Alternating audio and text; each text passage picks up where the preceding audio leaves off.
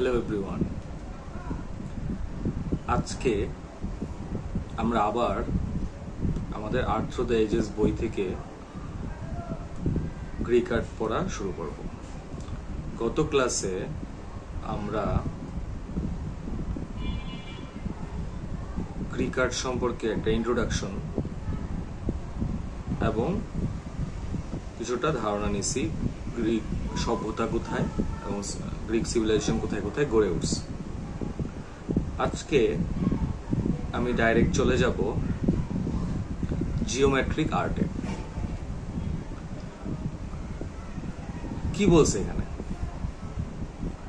Also, during the 8th century BCE, human figure returned to Greek art, not in monumental statuary, which was exceedingly rare even in Bronze Age Greece, but in small bronze figurines, and in painting on ceramic pots.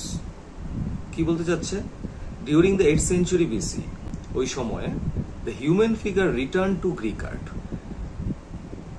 মানুষের চিত্রকর্ম Greek আর্টে ফিরে আসছে।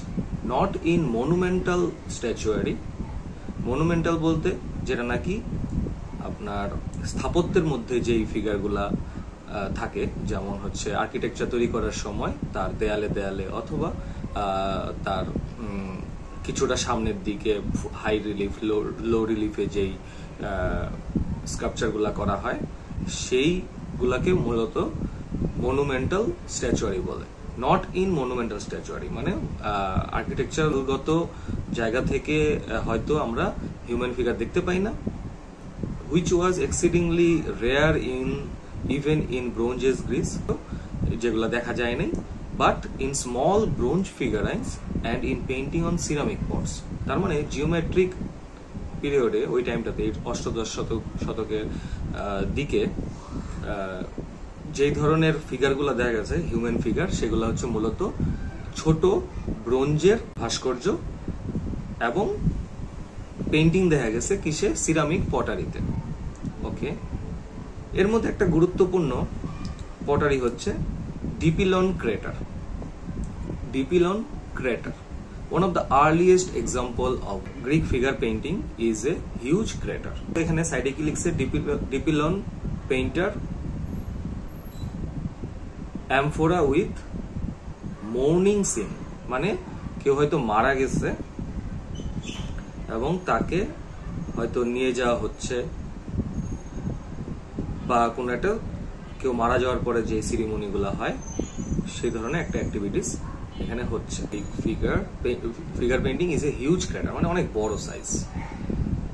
এটা মূলত কখন পাওয়া গেছে? 750 BCE এর দিকে পাওয়া গেছে। That marked the grave of a man buried around 740 BCE in the Dipylon cemetery of Athens. ওকে, অ্যাথেন্সের যে ডিপিলন সেমিটারি আছে সেখানে মর্গে মানে যেখানে নাকি মানুষকে কি করা হয়, আপনার কবর দেওয়া হয়, সেখানে that marked the grave of a man, মানে একটা মানুষ মারা গেছে, তার কবর এবং তার আশেপাশে মানুষের মর্নিং মানে আত্মনাদ, এই টাইপের একটা সিনারি দেখা গেছে। At well over 3 feet tall, this is a considerable technical achievement and a testament both to the potter's skill and to the wealth and position of the deceased family in the community. এটা কি proof করতেছে? যে এই technical achievement এবং testament both the Potter skill, মানে এই যে এত বড় একটা পটারি, সেটা দেখে একাধারে ওই সময়ের মানুষের যে টেকনিক্যাল স্কিল ছিল, যেটা মানে তারা যে খুব পারদর্শী ছিল, সেটারও প্রমাণ দিচ্ছে। একই সাথে আবার কিসের প্রমাণ দিচ্ছে? যে wealth and position of the diseased family, মানে ওই সময় তখন যে মারা গেছে তার ফ্যামিলির যেই ধন সম্পদ এবং তাদের যে অবস্থা ছিল সেটাও প্রকাশ পাচ্ছে এই ক্রেটারটার মাধ্যমে বা এই পটারিটার মাধ্যমে। The bottom of the great vessel is open. আচ্ছা, বটমটা খোলা। ওকে, perhaps to permit visitors to the grave to pour libation in honor of the dead, perhaps simply to provide a drain for rainwater or both. এখানে যে ব্যক্তিটা মারা গেছে দেখেন এখানে শায়িত অবস্থায় আছে এবং ফিগারগুলো স্টিক ফিগার, মানে যতটুক দিলে বোঝা যায় যে এটা ফিগার ততটুকুই দেওয়া, এবং কিছু মারা যাওয়ার পরে যেই কিছু রিচুয়ালস আছে সেই রিচুয়ালস গুলা এখানে সেখানকার মানুষরা করতেছে। তো এই যে স্টোরিটা, এবং এটা একটা গ্রেভ বোঝানো হয়েছে যে এখানে হয়তো কবর দেওয়া হবে। তো এবং দেখেন এখানে যদি ভালো করে লক্ষ্য করি গল্পটা শুরু হয়েছে কিভাবে, যে মারা গেছে, এই যে এটা সার্কুলার হয়ে গেছে, এবং এখানে হচ্ছে আবার কিছু ঘোড়া, তারপরে হচ্ছে মানে বিভিন্ন অ্যাক্টিভিটিস গুলা, কি কি অ্যাক্টিভিটিস হয় সেগুলো আমরা এখান থেকে দেখতে পাচ্ছি। এবং মূল ড্রয়িংটা থাকে কোথায়? ক্রেটারের একদম মাঝখানে এইটুকু অংশে। তার মানে কি এই অংশটাই মেন, এবং এটার নিচের অংশটা নিচে কি ফাঁকা, নিচের দিকে ফাঁকা। সুতরাং এটা অনেক সময় ড্রেন ওয়াটার, মানে টু ড্রেন রেইন ওয়াটার, বৃষ্টির পানি এখান দিয়ে পড়ে নিচ দিয়ে পড়ে যাওয়ার জন্য অনেক সময় এটা ইউজ করা হয়েছে। ওকে, এটা কোথায় পাওয়া গেছে? গ্রিসের অ্যাথেন্সে 740 বিসির দিকে। ওকে, তারপরে কি বলতেছে? Most early Greek painters decorated vases exclusively with abstract motifs. আচ্ছা, ম্যাক্সিমাম আর্টিস্টরা কি করতো? অ্যাবস্ট্রাক্ট ফিগার মোটিভস দিয়ে ব্যবহার ড্রয়িং গুলা করতো। আচ্ছা, the nature of the ornament has led art historians to designate this formative period of Greek art as geometry. যেহেতু এই তারা ম্যাক্সিমাম টাইম তারা কি ব্যবহার করছে? তারা হচ্ছে আপনার জিওমেট্রিক ফর্ম ইউজ করছে, লাইন, এবং এই যে ফিগার গুলার মধ্যে just stick figure, just circle, triangle, এবং জাস্ট লাইনের মাধ্যমে বডি দেখানো।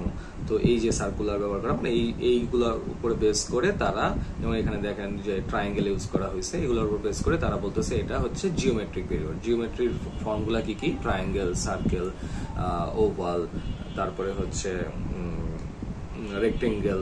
তো এগুলা ইউজ করে ড্রয়িং করা হয়েছে বলে তারা মোস্ট আর্ট হিস্টোরিয়ানরা কি বলতেছে যে এই পিরিয়ডটার নাম দিয়েছে হচ্ছে geometric period. These earliest examples of the geometric style date to the 9th century BC. আচ্ছা, the earliest মানে জিওমেট্রিক স্টাইলের টাইম পিরিয়ডটা কত? 9th century BCE. On this crater, the artist reserved the widest part of the vase for two bands of human figure and horse-drawn chariots rather than for geometric ornament. বুঝাই যাচ্ছে এখানে কি বলতেছে যে আর্টিস্টরা কি এখানে কি ফুটাই তুলছে যে two bands of human figure, মানে দুইটা পার্টে ভাগ করছে এই অংশটাকে, এই যেমন একটা পার্ট, এই একটা পার্ট। তারপরে কি বলতেছে এখানে? তারপরে বলতেছে যে and horse drawn chariot, মানে হচ্ছে রথ, rather than for geometric ornament. ওকে, মানে এই ঘোড়া দিয়ে বোঝাচ্ছে এটা হচ্ছে রথ। জিওমেট্রিক ফর্ম দিয়ে বোঝানোর থেকে তারা ঘোড়া দিয়ে রথ বোঝানোটাকে, এই যে এই দেখেন এখানে দুইটা চাকা দেখা যাচ্ছে, চাকার উপরে একটা লোক দাঁড়ায় আছে এবং সে কি করতেছে? এই যে হাতে লাঠি, মানে কি সে রথটা চালাচ্ছে, মানে এটা দিয়ে বুঝাইছে সেটা এটা একটা রথ, ঠিক আছে? এবং এই যে এটা আরেকটা রথ, এখানে আরেকটা রথ, ঠিক আছে? তো এইগুলা হচ্ছে মানে জিওমেট্রিক ফর্ম ব্যবহার না করে তারা হচ্ছে এইভাবে বুঝাইছে, এটাই এখানে বলতে চাচ্ছে। Befitting the verses function as a grave marker, the scene depicts the mourning for a man laid out on his bier and the grand chariot procession in his honor. তার মানে কি, প্রসেশন বলতে আমরা কি বুঝি, যে এক ধরনের র্যালি টাইপের। তো একজন মারা যাওয়ার পরে এখন আমরা দেখতে পাই যে তাকে কবরে বা শ্মশানে নিয়ে যাওয়ার সময় মানুষ কি করে, এক ধরনের সবাই মিলে যায় আর কি, মানে তারা একটা শোক প্রকাশের মতো করে তারা বিভিন্ন অ্যাক্টিভিটিসে থাকে। তো ওইভাবে করে হচ্ছে মানে লাস্ট ক্রিয়াকর্মটাকে অর্গানাইজ করার চেষ্টা করে। তো এটাই এখানে যেতে চাচ্ছে।